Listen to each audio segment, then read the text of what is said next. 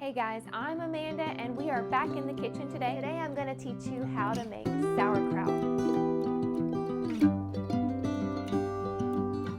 Now, before we get started, let's talk about sauerkraut.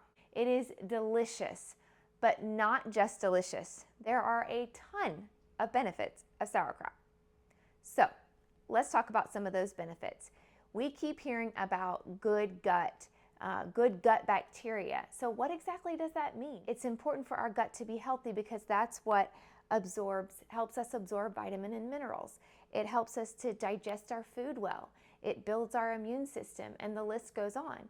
So we really want a healthy gut. But the problem is that a lot of people are walking around with unhealthy guts, or maybe you've heard of the term leaky gut. A lot of this stems from the over antibiotic use in our society. And a lot of it also comes from even your vegetables that have been sprayed in the grocery store. That's why I think it's so important that we grow our own food and know where our food comes from. Roundup, that can destroy some of that beneficial gut and give you leaky gut and all those kinds of problems related to that. So how do we fix it?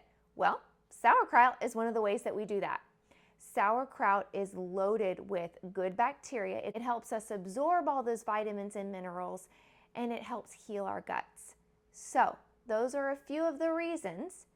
And if that isn't enough, it just tastes amazing. So let's get started. The first thing you want is a head of cabbage. You're going to take off the outer leaves. I've already taken off the outer leaves here. I'm going to peel just a few more because I see a few that aren't super great. So you just take off those outer leaves. I would recommend not washing it. There is a lot of good bacteria that comes from the soil, and if you wash everything super clean, you're going to miss that good bacteria that comes from the soil. All right, I think that's good. We're going to cut it in half. What we're wanting to do is get it into manageable pieces, and we also want to get rid of this stem in here. There's a hard stem right there, and we're just going to cut that stem out. Another thing to note is do not throw away your outer leaves. We're going to use those in just a minute. Now, you can either shred your cabbage with a grater, which I have done, or you can use a food processor. The food processor makes it go a whole lot faster. But again, I have done both. All right, let's get the last of this out.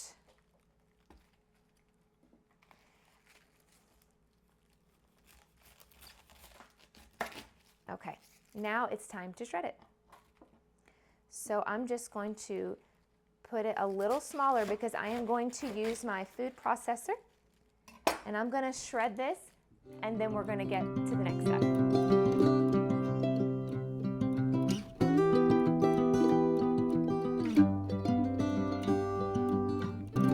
Okay, we've got all of our cabbage shredded. This is one head of cabbage. So the first thing we're going to do is we are going to add 1 tablespoon of salt. So I'm just going to put a tablespoon of salt. This is going to help get the juices flowing. Just mix it all up with your hands. You can squeeze it a little bit as you're mixing to kind of help extract some of those juices before we put it in the jar. The goal is to have enough juice so that it can cover the cabbage so that it doesn't spoil.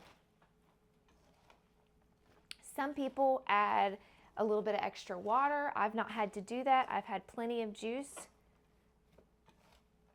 Okay, it's pretty well mixed up.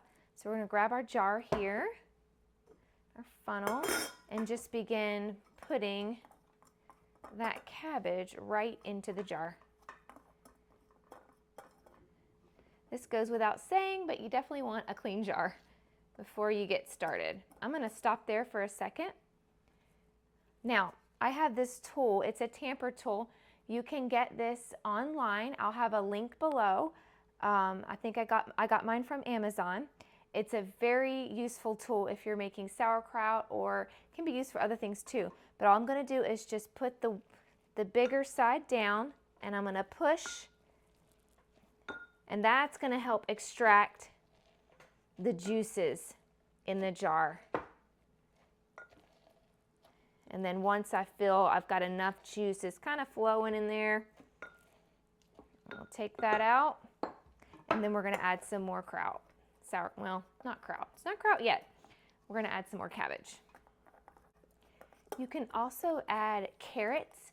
I've added carrots before, shredded up carrots, and just mix it up with the cabbage. That's really good too. And it gives it a nice extra color. Okay. We're getting there. Those juices are flowing.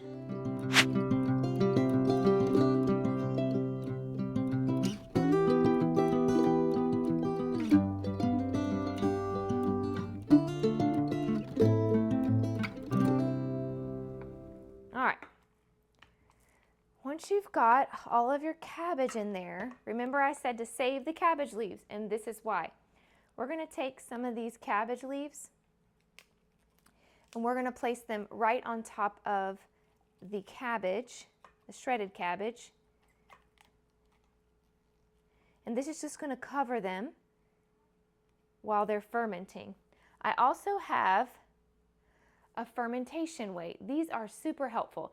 I have gone years doing fermented foods without them, but I bit the bullet and I bought them. It's just a glass circular piece.